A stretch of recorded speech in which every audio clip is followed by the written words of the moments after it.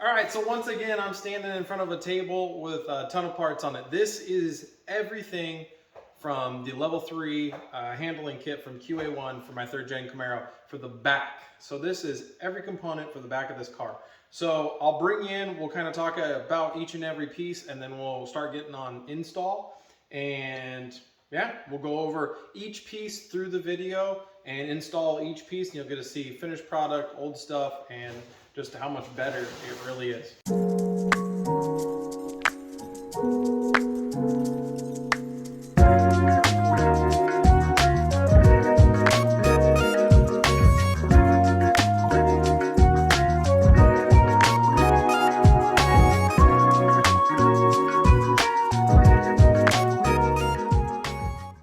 We'll bring in, I got one coil over that's already put together. The second one that we will put together in this video, and I'll go through the whole step of assembling that bad boy.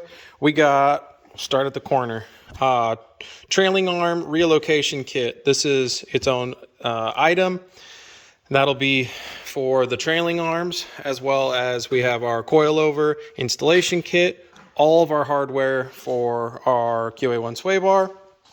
I already showed you the trailing arm with hardware there, all zerkable or zerks with greasable fittings, poly bushings, just absolutely awesome. Finish on everything, like I said in my last video. If you didn't see that, that was the unboxing of all this, but just the finish on everything. I mean, no sharp edges, which that is so nice. I'm sure if you've ever bought a cheap lowering kit, because we all have, everything's always super sharp.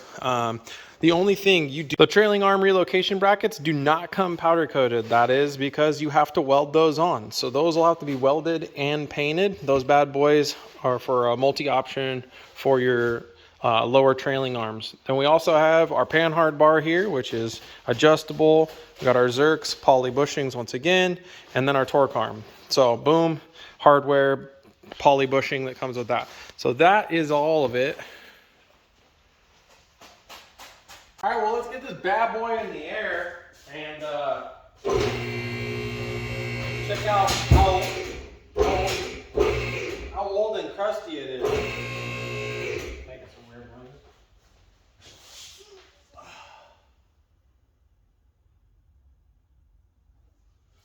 And we're good. Here you go. I figure I'll bring you in under this old crusty girl, and yeah.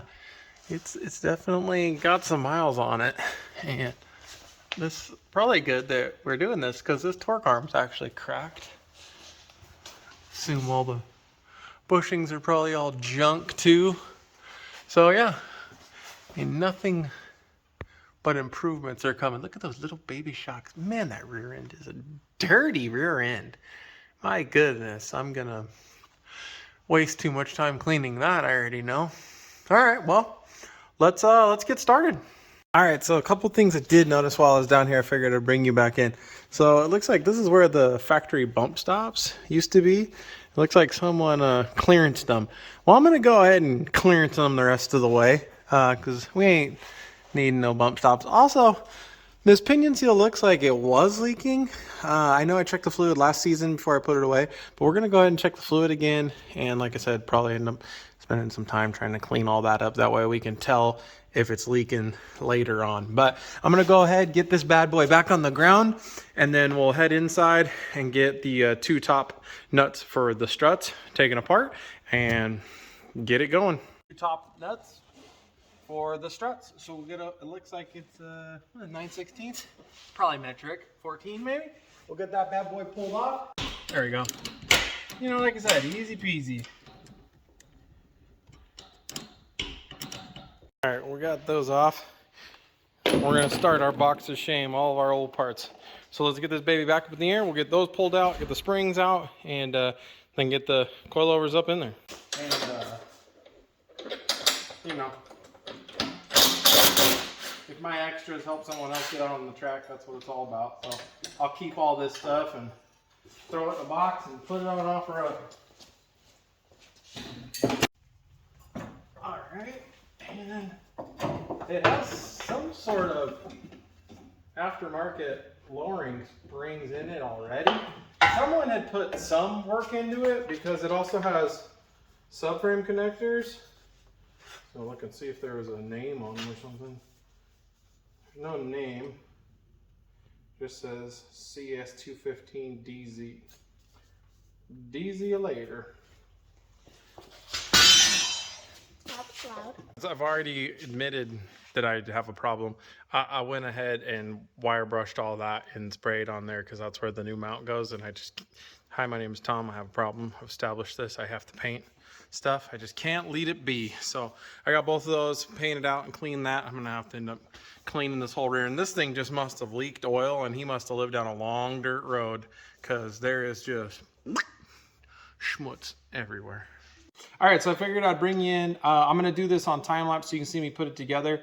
The directions are very good, as well as I'm a visual person, so I like watching videos. There's videos on all this, but I just wanted to show you guys. So there's going to be a raised edge on this bottom ring. This is going to be our lock ring.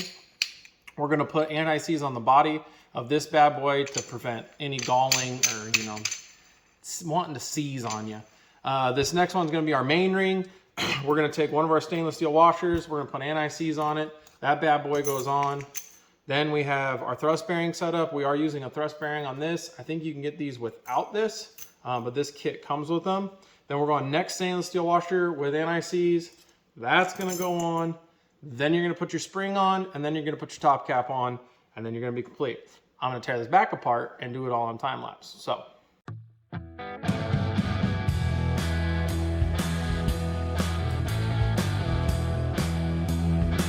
I figured I'd bring you in before we start trying to get the stuff in the car. I mocked this all up for bolt brackets. Those bad boys are tough to get onto those poly bushings. So there's a bottom mount. We are gonna have to take bottom mount. I'm gonna have to get this hole bigger. This bad boy goes on there. We're gonna drill a 3/8 hole that bolts to the upper area. Then that'll be the bottom mount. And then top mount goes in up there. So if that makes sense, bada boom, bada bing, top mount, washer, bottom mount. So we're gonna get these bottom mounts on, and then I'll get this upper mount on these bad boys back in and move on to the next step.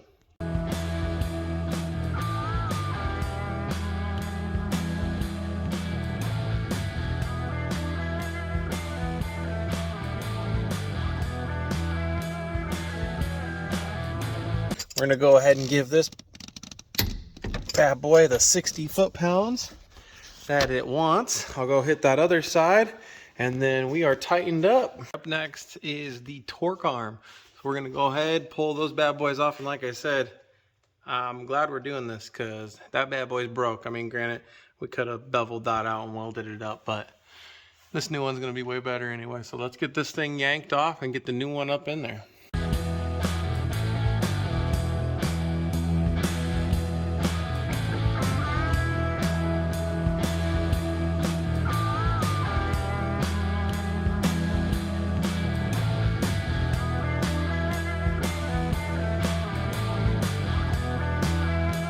Got it all off. So one of those bad boys on the torque arm kind of fought me a little bit, but we got that off. I did support that just so that way it didn't want to roll or get weird on me.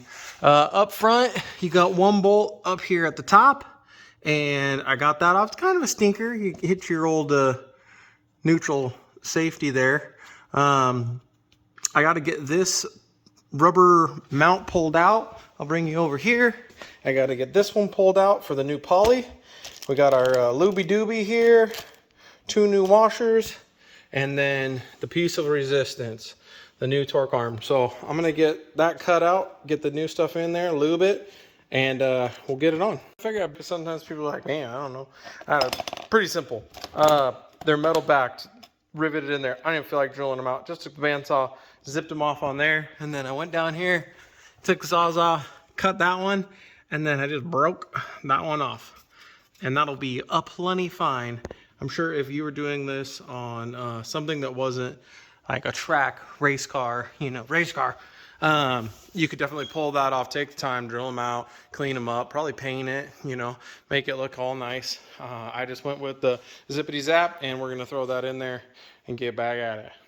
All right, I just got done, put a little Loctite on there, hit those. That's all tight. Hit this with 97 foot-pounds. Put the Loctite on there. Only thing I would suggest, I scratched this bad boy on these fuel lines. Bend that in. I should have bent that in first. Granted, you're up next is gonna be the trailing arm relocation bracket. So I think, obviously I don't have my bottom stuff tight.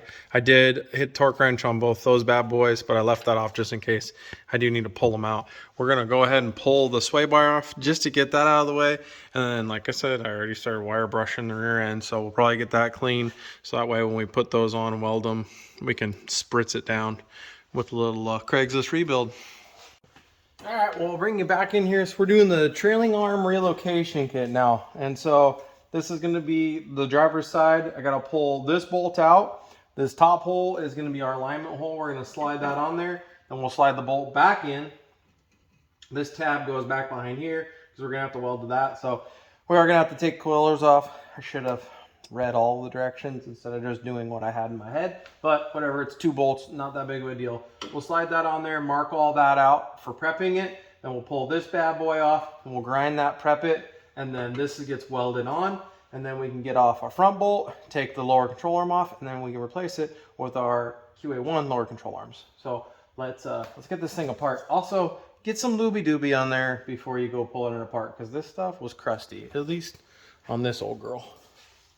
So what I did is I put it back on, put the bolt in per the directions, and then I spray painted this black because I was thinking. Then I went through and scored it all, so that way I can really clearly see where I need to grind everything. I'll grind that, give myself a nice half, I don't know, probably a 1/4 inch around that whole perimeter. Get that all cleaned up. That way we can go ahead and put a nice bead on there. Get that thing burned in all 60 times. Yeah, you know, easy peasy, bud. All right, well, I'm gonna bring you back in here because this thing, it was a bear. So that's all down. But this bad boy saved the day. I could not get the grinder back behind there. And this little guy just zipped through there, ate it all up, and tuned it all right down to bare metal. So saved the day. There's a tool for us. Thanks, Dad. Let's keep going. Show you one more time. So I put it back on and tightened it all up as it says, so that way it's nice and tight fit. But I went around, cleaned that thing up one more time, so that way we're ready for some weld action. So let's get the welder out and get going. This side all disassembled, and I'm getting ready to start prepping this, but I figured I'd bring you in and show you that.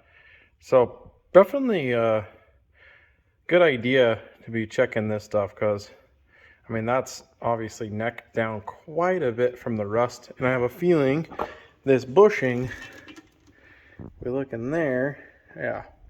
Well, there's the missing pieces of the bolt. So definitely glad that we're digging into this, because that wouldn't have been fun if we broke out on the track. So let's get this thing slid up on there, get this side prepped out, and then we'll get this one welded up. Back in here. I'm just so impressed with this thing.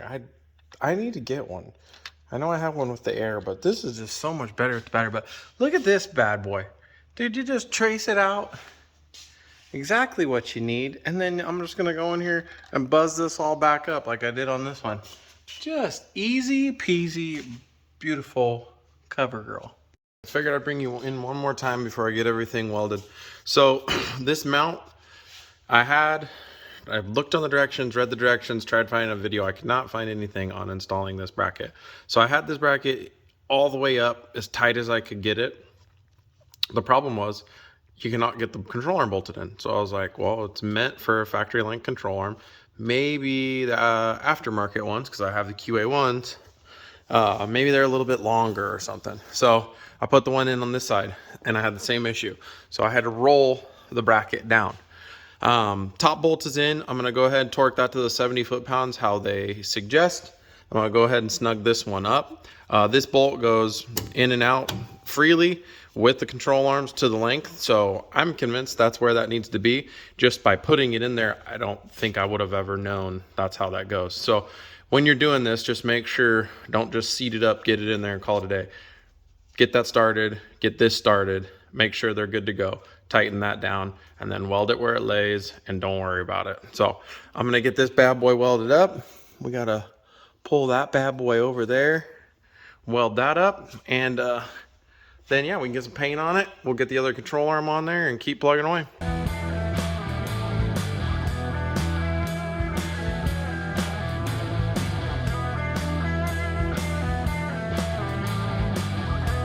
figured I'd bring you in. There's what we got. So that's all welded in. There's a pretty big gap there, and I think I am gonna attempt to fill that. It is pretty big. I'll just have to do a couple passes on the top, a couple passes on the bottom, but everything's all welded in. Decent heat signature, not very consistent. Started off a little cold, then got consistent, but it ain't going nowhere. All right, bear with me. It's gonna get kind of noisy, but I'm about to blow your mind. I learned something new today. Now, maybe you already knew, but how many times have you worked in a filthy, dirty inner fender, whatever you're working on? How many of you thought to grab the old vacuum and just give it a quick hoover? I mean, 36 years, never thought of it. Saw the vacuum sitting there and figured, you know what? That seems like it'd be a good idea. Well, it was. All right, let me get this bad boy cleaned up, then we'll get back to work. I'd bring you back in here. We got this all cleaned up, so we're gonna go ahead and do a 10-second tidy on that. So let's get that going.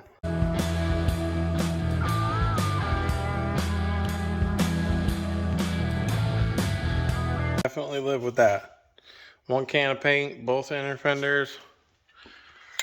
Just makes it clean, sanitary. You know that the old vacuum, that was quite the trick. Here's the other side. That's all done. So, you know, it's just that little extra time, helps keep it cleaner, and I don't know, you just never regret it. In, everything's all painted up, ready to go. We got our, ooh, better peel our masking there. So, yeah, I did end up filling in those corners. I just did 2 passes on the top and then welded it in. So I'm happy with that. Looks clean, sanitary, and let's get on the sway bar. Well, I'll bring you in here on next step. We're going sway bar. So what we got is we got our poly bushings, all our new U-bolts, hardware, all our poly bushings there. There is 2 different ways to set up the sway bar, which I was reading, which is based off of torque settings. So it looks like you can set this bad boy up for a little softer of a street ride, or then you can increase right here to 18 foot-pounds to have more of a responsive. Also, saw this note down here. Never drive a vehicle with only one rear sway bar installed. It could cause dangerous oversteer conditions. Definitely was going to do that. So we're also going to have to install the front sway bar before we hit the track next weekend. So let's get going on this.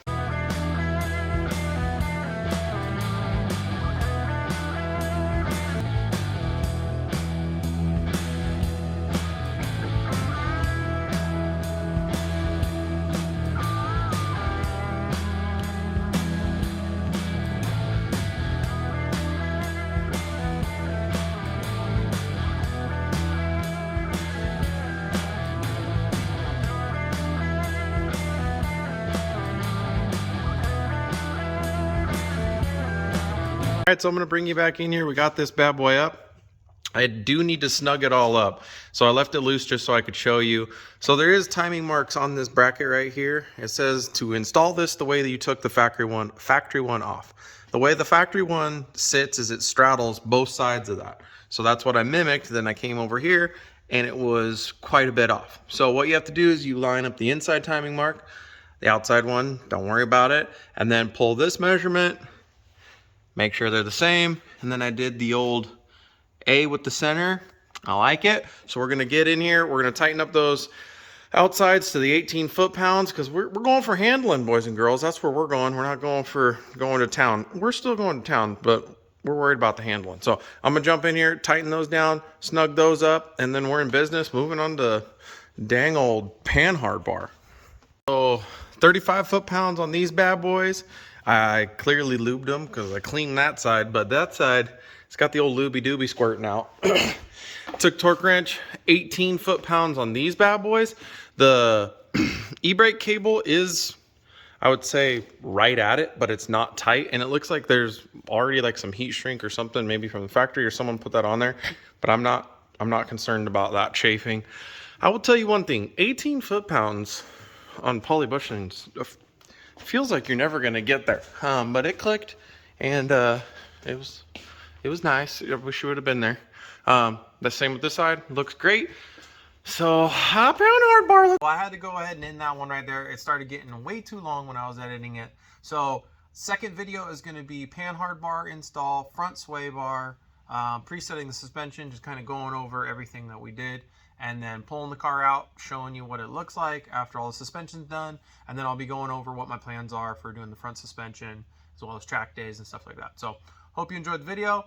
Go check out part 2, whichever way that's going to be. I'll get that thing posted super quick.